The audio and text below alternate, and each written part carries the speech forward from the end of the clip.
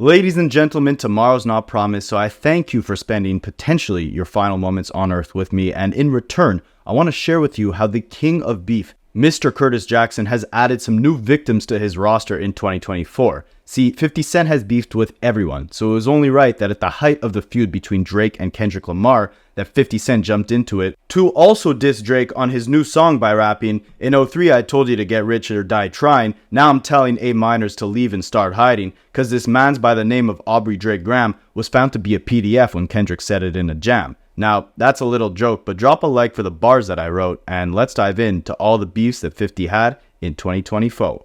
There's a lot of little nuggets in both of their disses that if it wasn't for these breakdowns, and salute to, guys like this, Rapaholics, because I think they directly get it. So recently 50 Cent put out a promotion for his new book where he was going at Desiigner, Hurricane Chris, and Dame Dash. Somebody definitely sent me that cute shit 50 said about me not having no money.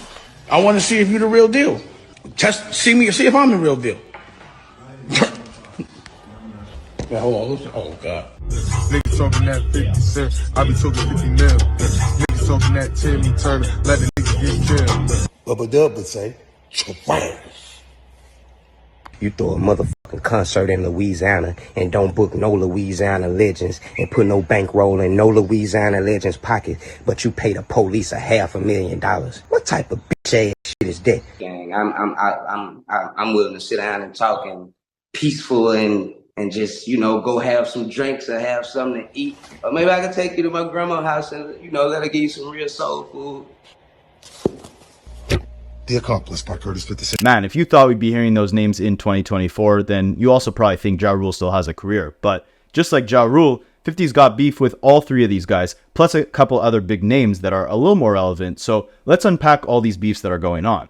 First, we got to take it all the way back to the beginning of the year to 50 Cent's first victim, the Diddy family. See, we're only going to focus on 50's issues in 2024 in this video, but 50's issue with Diddy dates all the way back to 2006, maybe even earlier. But in 2006, 50 dissed Diddy on a song called Hip Hop where he rapped, "Who unalived Biggie Smalls? We don't get him. They're gonna unalive us all. Man, Puffy knows who hit that guy. Man, that guy's soft. He scared them boys from the west side'll break him off. Dump on him. So he run to Harlem, shake him off." And fast forward to 2024, Diddy is still accused of being associated with Biggie's death and a lot of other horrible things which we won't touch on in this video. But earlier in the year, Diddy's house got raided by the FBI. They even put a bunch of Diddy's kids in handcuffs, and 50 Cent reacted by tweeting, "Now it's not Diddy do it, it's Diddy done it. They don't come like that unless they got a case." Also, 50 Cent announced that he was working on a documentary through his G-Unit Films division about the history of misconduct allegations against Diddy, and 50 Cent promised to donate the proceeds of that documentary to help victims of sexual assault. The documentary is going to be called Diddy Do It, and 50 Cent tweeted out, "If more victims keep coming out, I'm going to have to make more episodes." Then, Diddy's son, Mini Diddy, King Combs, came out with one of the most ruthless disses of all time. Unfortunately, it got overshadowed by Kendrick's disses at Drake, but this one really put 50 Cent in the grave. He was calling out everyone for saying no Diddy instead of no homo, and he specifically name-dropped 50 Cent by rapping, "Police raid the crib like they think we're selling crack, but we really selling tracks. Multi-million-dollar plaques. Rather put this stuff on wax. All that gossip stuff is whack when all they had was 50 Cent. Who put this city on the map? Stop lying. Pop's been hated on by many men, and my guy, that's fine. They're gonna try to stop these Eminems, and they're gonna die trying." He continued reflecting on the feds doing a sweep of his daddy's crib by rapping, "He must think we effed his girl. Knock them walls down like when them Fetty boys raided both of our cribs. Too bad they ain't know we bought the one next door, cause that's the one that they missed." Now, 50 Cent responded to these scathing bars in a bunch of now deleted posts on Instagram, where he wrote, "I feel so threatened by the things Christian is saying on this record. I'm afraid for my life. Please don't hurt me, guys. I never mentioned or posted anything about Puffy's kids, because Keefe D said he killed Tupac, LOL." Here he's referring to the Tupac murder suspect Keefe D, who alleged that Diddy was involved in Tupac's murder in 1996. 50 kept going at King Combs by bringing up a lawsuit that was filed against him by a yacht steward by the name of Grace Omar K. And sorry if I'm mispronouncing that name, but 50 wrote, "On that boat, huh? Gave her that puffy juice with that special sauce in it. LOL, boy oh boy. Bad boy for life." Then 50 posted a clip of the ruthless diss track that King Combs made on his Instagram, and he asked Mini Diddy why he'd snitch on himself. He captioned the post by saying, "Now why would you say some stuff like this? when you know the feds are investigating? Is you stupid or is you dumb? LOL. And yeah, I mean, jokes aside, like that record could not have come at a worse time and could not be a worse look for the Diddy family, as there's only been more lawsuits, more legal trouble, and more women coming forward ever since that track was released. But 50 Cent shifted his attention away from Mini Diddy, probably because he didn't want to catch any more bars from him, and instead, he started focusing on another one of his longtime rivals, Jay-Z. He posted a very flattering picture of Jay-Z on his Instagram and captioned it, "Jay in hibernation, he ain't coming outside till this stuff with Puff blow over. No brunch, no lunch, no dinner. LOL, I'm all you got, I'm outside." He continued by posting a picture of Jay-Z on a milk carton and wrote, "Anybody seen Jay? LOL, Puff said he ain't answering the phone. LOL." In his final post aimed at Jay, 50 put up a picture of Jay-Z waving at someone and captioned it, "Here's Jay-Z last reported seen waving at Puffy's jet. LOL." Now, Jay and 50 Cent's beef dates back all the way to the late 90s when 50 threw shots at Jigga on his track How to Rob. That was like the original Control verse. 50 Cent was shooting at everyone on that record, including Jay-Z, when he rapped, "What Jigga just sold? Like 4 milli? He's got something to live for. Don't want a guy putting 4 through that Bentley coupe door." Jay-Z then responded on the track It's Hot by rapping, "Go against Jigga, your butt is dense. I'm about $1, what the F is 50 cents? Jay also told the story of how he warned all the artists on his Roc-a-Fella record label when 50 Cent was on the rise in 2003 by saying, "I was like, I'm telling you, man, y'all got a chance right now. Just flood the market, put out a lot of music because 50 Cent is coming." And while the two would often compliment each other in later interviews, acknowledging the importance and force that both of them had in the culture, it seemed like this competitive rivalry still lives on today. Because not only was 50 shooting at Jay on IG, saying he's hiding until he gets cancelled and exposed like Diddy, 50 also claims that he was blackballed by Jay-Z at the 2022 Super Bowl. See, Jay-Z set up the show to be Dr. Dre and friends. The advertisement showed Eminem, Kendrick Lamar, Mary J. Blige, and Snoop Dogg. But during the performance, 50 Cent actually came out to perform his hits. 50 later revealed that he wasn't part of the promotion or announced as one of the performers officially because Jay-Z didn't select him to be part of the show. But Eminem said he wouldn't perform unless 50 Cent was on that stage with him, so they ended up letting him perform. Aside from 50, multiple people have spoke on this interview this year, including 50 Cent's artist Tony Yayo and Jay-Z's former business partner Dame Dash. He kind of knows what I got to go through because he's been through it. He himself kind of spoke about what his experience was at the Super Bowl. I wasn't in the ad Right. because of Jay-Z and them was putting it together. So I think they still harbor some energy towards me. When someone tries to blackball him like they did at the Super Bowl, he has Eminem to say, "Nah, you can't do that or I'm not performing." With M, because like with Nori was, he had communication. He said, "Yeah, I talked to the big homie. You saying to Jay." I hit the homie, the big homie Jay-Z, right? Eminem called directly for 50. He said, "I can't do it if I can't bring 50 up." He has Dr. Dre. You know, he has the support of his crew. I don't have that luxury of having the support of my crew. Actually, my crew were the ones that actually tried to stop me. Now, speaking of Dame Dash, this was the third victim of 50 Cent this year, and he had a mouthful to say about 50, no pun intended. See, what I mean by that is, even though Dame Dash was talking about how Jay-Z didn't want 50 performing at the Super Bowl with Dr. Dre and Eminem, way back in the day, Dame Dash was actually making fun of 50 for signing to Dr. Dre and Eminem. 50 Cent spoke about this in a recent interview where he said, "The only person that pointed out that $1 million was no money was Dame Dash, and he has no money now. Dame had told him, that ain't no money. After you get a watch, a chain, you look out for the homies, and you do this and that, and the third, it's nothing." And I was like, my guy, I'm from 134th Street. $1 million is a lot of money. I'm thinking I hit the lotto. How are you going to say it's no money? I just never forget that because of how it felt. How much money did he give you for that first deal? I got $1 million. The only person that pointed out that $1 million was no money was Damon Dash, and he has no money now. I only felt that, because he said, there ain't no money. Like, after you get you a watch, a chain, and you look out for the homies, and you do this, then it's nothing. And I was like, I'm from 134th Street. $1 million is a lot of money. I think I hit the lotto. Are you gonna say it's no money? Like, I just never forgot that because of how it felt. Now, this same interview got 50 Cent into a lot of beefs this year, which we're going to touch on later in this video. But after Dame Dash heard 50 Cent called him broke and made these comments about him, he hopped on IG Live to address it. Before we get into that, it's important to note that Dame Dash's current financial situation involves him auctioning off his 1/3 ownership share in Roc-a-Fella Records. He's doing this because he needs to cover a lawsuit judgment stemming from a failed film partnership with producer Josh Weber. He also allegedly owes $197,000 in child support and nearly $9 million in taxes. The minimum bid for his Roc-a-Fella share is $1.2 million, and Dame claims that Drake actually made him an offer to be part owner of Roc-a-Fella Records. Now, why I say Dame Dash had a mouthful to say about 50 Cent is because he responded to 50 calling him broke in an Instagram live, and this is what happened. I wouldn't even have acknowledged him if I didn't think he was worthy of an opponent. A lot of niggas talk shit. I don't acknowledge him, but 50. Oh yeah, let's go. I want to see. I want to know how real it is. I want to see your television network. I want to see you direct a movie. I want to see your clothing line. I want to see if you're the real deal. See if I'm the real deal. Real deal. Real deal. You know what I'm saying? Yeah, hold on. Oh God. Here, talk to him for a second. You're not saying that. Hold on. So download American.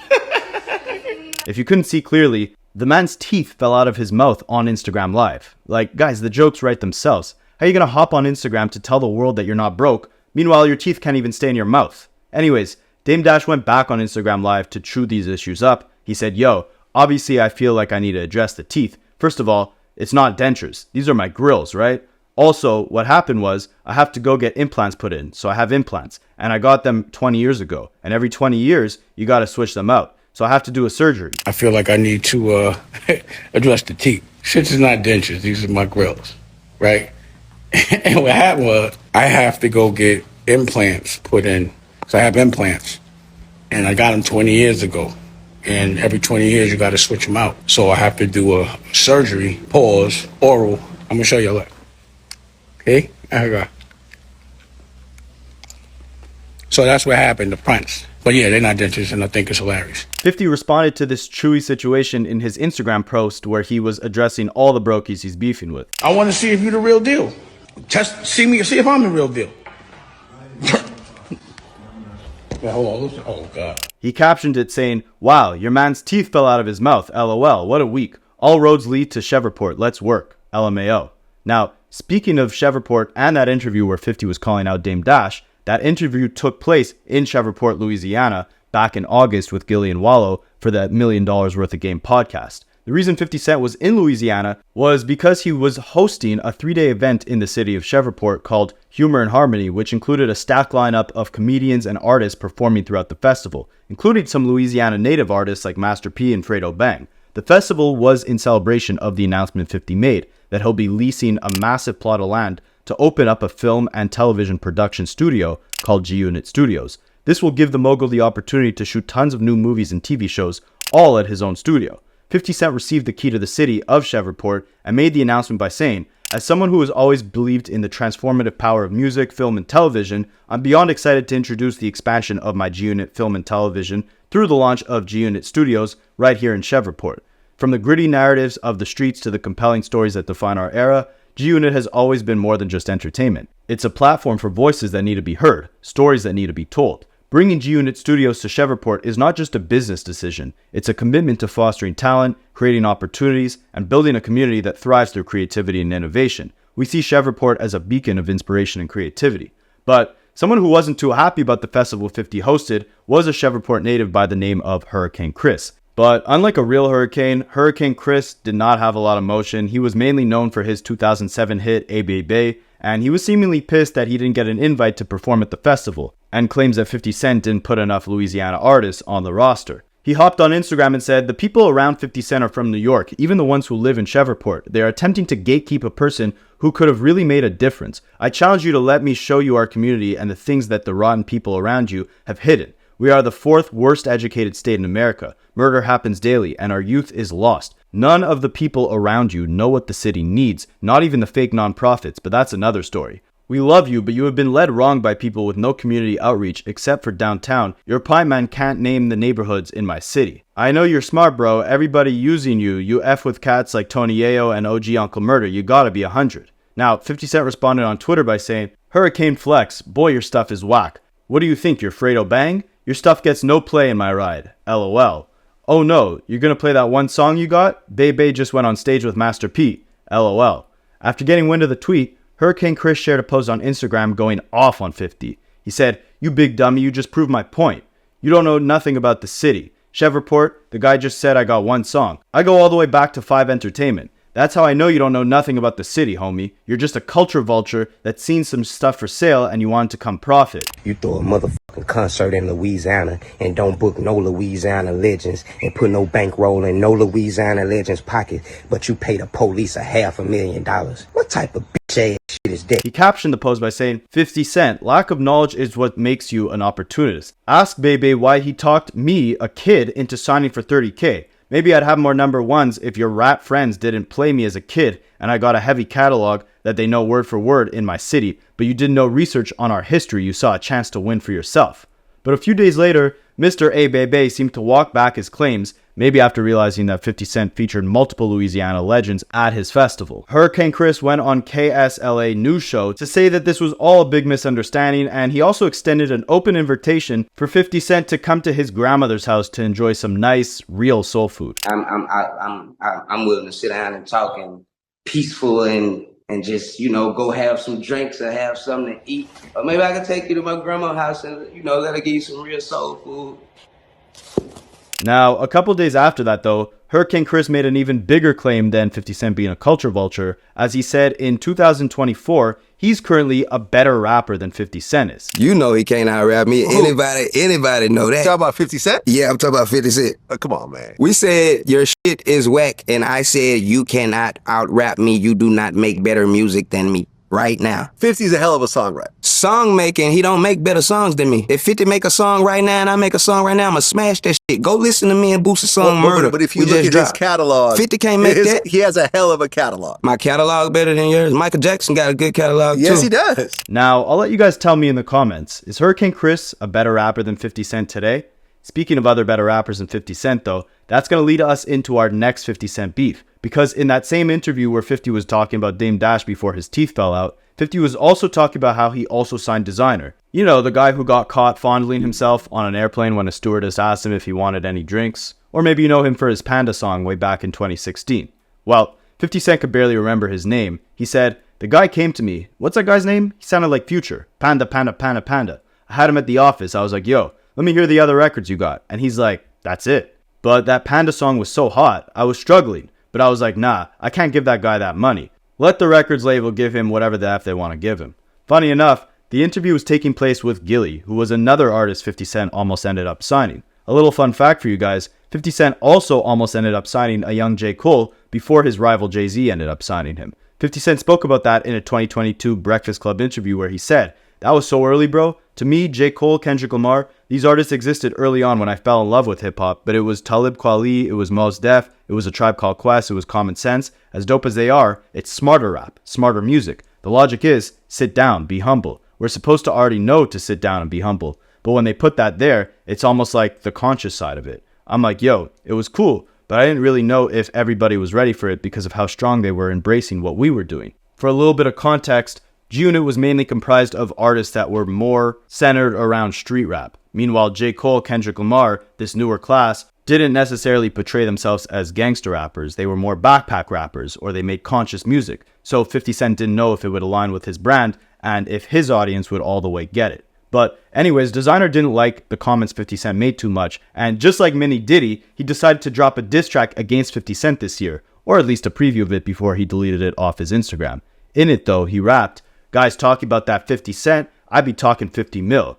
I got signed to Kanye, you was never worth a deal." Niggas talking that 50 Cent, I be talking 50 mil. Niggas talking that Timmy Turner, let the niggas get killed. He captioned the now deleted post as, "Response back to 50 Cent, POV, another hit." Desiigner also had a clip defending his short-lived career by saying, "I might not have had every record that went diamond, but come to my shows and see how I activate the crowd. You know how hard it is to catch a diamond record? I'm one of the few artists in New York City out of Bed-Stuy, Brooklyn, to go diamond. And people over here trying to judge me for a diamond record." Now, I guess 50 Cent was too scared to drop a diss track back, and that's why Desiigner deleted this. But 50 did include Desiigner in that Instagram clip where he was making fun of Dame Dash, Hurricane Chris, and Desiigner, as he played a snippet of Designer's diss track and summarized it in one line: trash. But say, trash. Now, before I touch on 50 Cent's final beef of 2024, TMZ just reported that Diddy was taken into federal custody in New York. So I'm sure 50's gonna have a lot to say about that. And at the same time, he also posted a clip of Desiigner freestyling. Cop told me that's my gun, my gun. Everybody did it rape, that's my whip. Don't touch, that's my brick. Don't touch, that's my bitch. Don't touch, that's I'm rich. You know what it is, Funk Flex Designer. Everybody can come up here, Brooklyn. And I guess the freestyle was so good that it left 50 speechless because he captioned the post by saying, "Sometimes you don't have to say anything at all." Okay, moving right along. Now, let's move right along as well and jump into our final and perhaps the most dense beef of 50 Cent from this year. And that would be the big boss, Mr. Ricky Rose.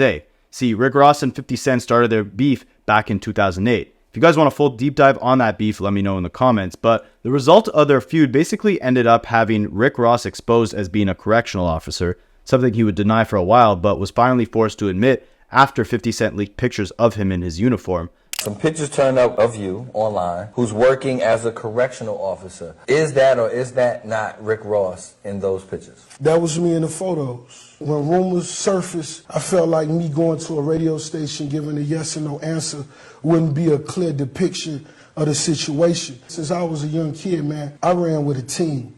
I was politely asked to take a position. It was something that the team asked me to do. But that wasn't the only thing that 50 Cent leaked. He also released Rick Ross's baby mother's adult film, which ended up landing 50 Cent a $7 million lawsuit from Ross's baby mother. So I guess you could say that that video of her getting jammed by some beef ended up making her the true winner of this beef. But anyways, that was back in 2009, and the two have not stopped taking shots at each other ever since. In late 2023, Rick Ross dropped a tape with his artist Meek Mill. It only sold 31,000 copies in the first week. This was a massive drop compared to the first week numbers of their previous projects, especially the ones in the mid-2010s. And 50 Cent trolled them for flopping by posting the sales numbers on Instagram and saying, "If you sell 31,000 CDs, I shouldn't talk to you."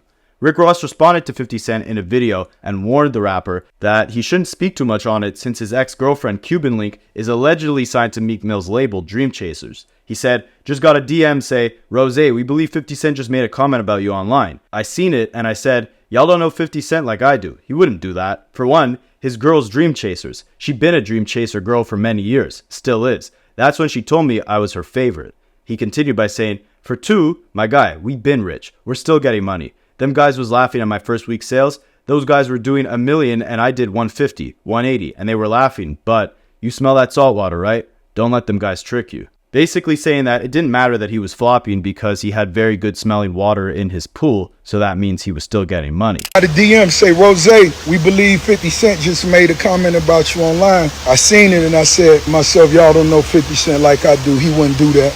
For one, his bitch Dream Chaser. She been a Dream Chaser bitch for many years, still is. That's when she told me I was her favorite. For two, we been rich. We still getting money. Them niggas was laughing at my first week sales. They was doing $1 million the first week, and I did 150, 180, and they was laughing. But you smell that salt water, right? Biggest. And something else I seen that I thought was actually kind of cute. Charlemagne referred to 50 Cent as a diabolical genius. And me, you know, thinking the way I think of Charlemagne, he would know better than that. A diabolical genius doesn't file foreclosure, doesn't file bankruptcy, it's not a diabolical genius. A diabolical genius for my next generation of young bosses. They buying Delta, they buying the Miami Heat, they making big boy moves. Cracking jokes on somebody don't make you diabolical, because if that's made you diabolical, I would be diabolical for calling DJ MVD pickle paddle pickle. Get to the money. Get money, make you diabolical. Now, Meek Mill also responded to these low sales by saying, "It says me and Rick Ross on pace to sell 35K first week. I would post it if it said 350K. I'm too nice and rich to be rapping in a controlled music environment. That's why we're dropping music on Fridays. It doesn't make sense. Now we all own our music. We're getting the tech built to put people on our own musical subscriptions, and we're going to let direct to consumers see if rapping do as well. The streets love this album too. I'm used every drop of my talent now. I own 100% of my music now. It was top tier rap for the hustlers and winners. Tap in, it's too good to be true." Now, his grammar wasn't the best, but speaking of 50 Cent's ex-Cuban Link, later in 2024, she was also seen out with Travis Scott.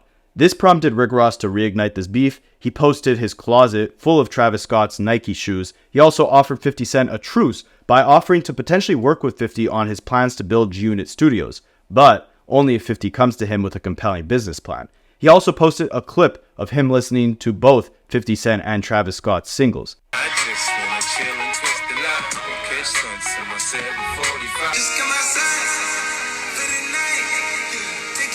But later in July of 2024, it was 50 Cent's turn for Get Back as Rick Ross did a show out in Vancouver, Canada, which resulted in him and his team getting into a fight after playing Kendrick Lamar's Not Like Us diss record. Allegedly, one member in the crowd was offended that Rick Ross would bring his beef with Drake to Canada by playing that track, so he took it on himself to get in Rick Ross's face and knocked out one of his entourage members.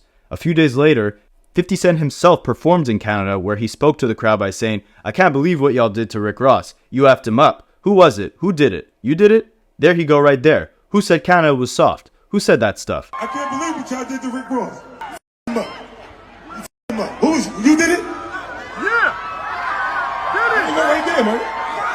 He did it? Yeah. Now who said Canada was soft? He posted a clip on Instagram where he's on a jet flying out from Canada and he said, "They F with me out here. They beat Rick Ross the F up." Uncle Murda was also in the clip and he also took some shots at Ross by saying, "We're going to Canada and we ain't them other guys, you heard?" Now, a month after this, 50 Cent would speak on Rick Ross in his interview with Gillian Wallow, where he basically said nothing else works for Ross's relevancy except for calling 50 Cent out. 50 says that he himself gets reported on major websites like Forbes and Bloomberg. Meanwhile, Rick Ross is only relevant on hip-hop blogs and only gets clout by calling 50 Cent's name out. He also alluded to Rick Ross being broke by saying he has to mow his own lawn, and what type of rich person mows their own lawn? What is it with you and Ross that's just been going on for so long? I spell it to you, right? Nothing else works for him outside of mentioning me.